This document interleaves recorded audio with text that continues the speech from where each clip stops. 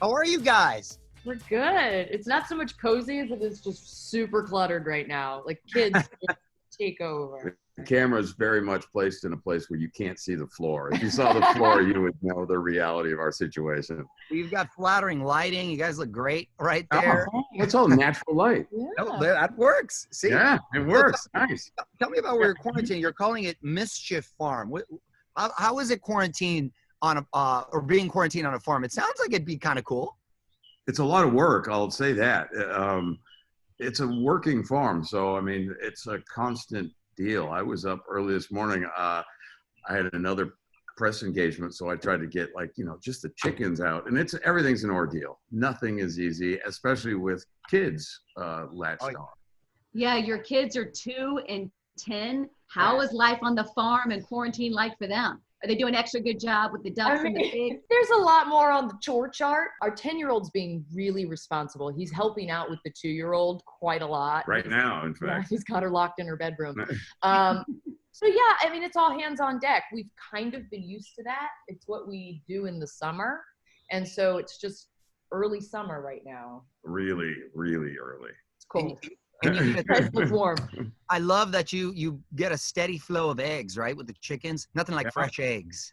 We got fresh eggs, and we also have an emu who lays like an egg a day, and one of her eggs equals 10 to 12 chicken eggs. Yeah. Whoa. What do you do with an emu egg? Here, hold on. He's gonna go get one. Is an emu egg like an ostrich egg, like one of those big old eggs? It's a huge green egg. We hollow them out and we give them to people as gifts, and their kids think that they're dinosaur eggs. Oh wow! Oh, they probably look like it. Do they taste good? Yeah. They taste wow, like those are real.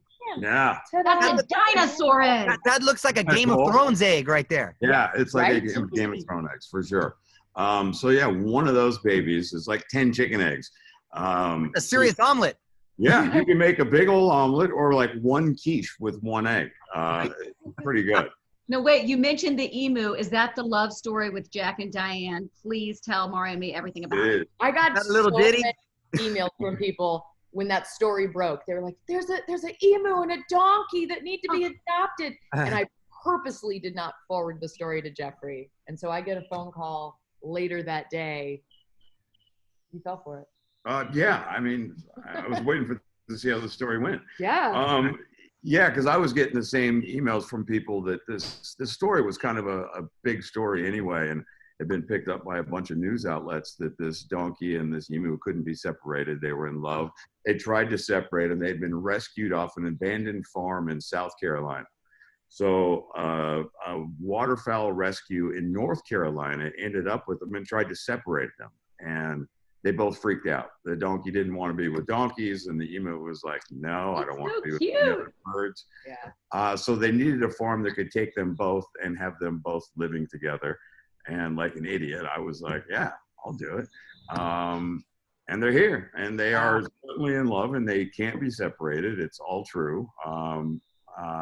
It's pretty funny. They eat together, they sleep together. Yeah. I mean, they're a real couple. Yeah, I was they're scared of the emu. Very protective over each other.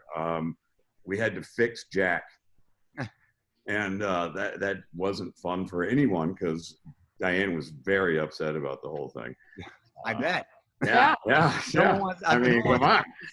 Wait, can they breed the donkey and the emu? That would be a emu? No, Hoover. Can they?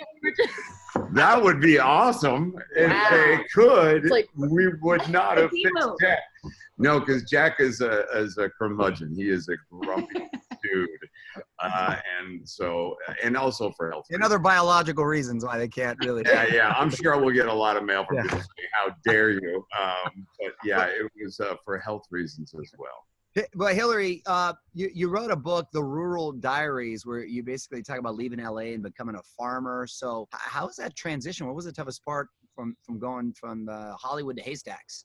Well, I mean, we've been here for about 10 years now, so it's our normal.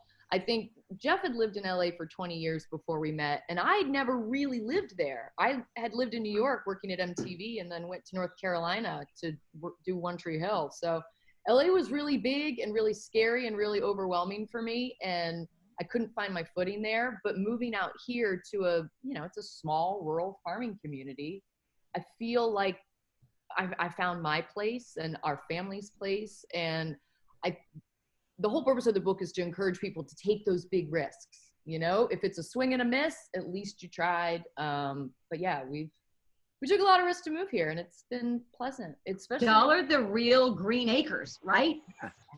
I love that show way back when. Wait, tell us about your talk show you're doing. I love the studio.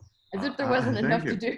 Yeah, Friday Night In with the Morgans. It's on AMC, and basically it's, I don't know, us getting together with some friends, and then also we bring in someone from our community. We brought in a doctor one week, and this week we have kind of the local farm guru that kind of joins the conversation. And this week we have Michael Cutlets and Sarah Wayne Callies, along with our farmer friend Ed Hackett. And it's just kind of us shooting breeze. Yeah, it's a safe space. The news is really overwhelming. And so Jeffrey wanted to make something that was light and sensitive to what's going on right now. But not ignoring it either. It's Yeah. hard to ignore that we're all stuck inside doing shows from our porches and the inside of our living room. Sure. No, everyone can use a little levity right now. Well, that's so cool, guys. Congratulations on everything. We appreciate you taking the time to visit with us. And please be sure to catch, if you haven't, Jeffrey and Hilarie and Friday Night In with the Morgans, Fridays 10 p.m. on AMC. And Mario between two ferns. That's right. I didn't notice that. You're right. Literally. Thanks, guys. That's great. Thanks for having us.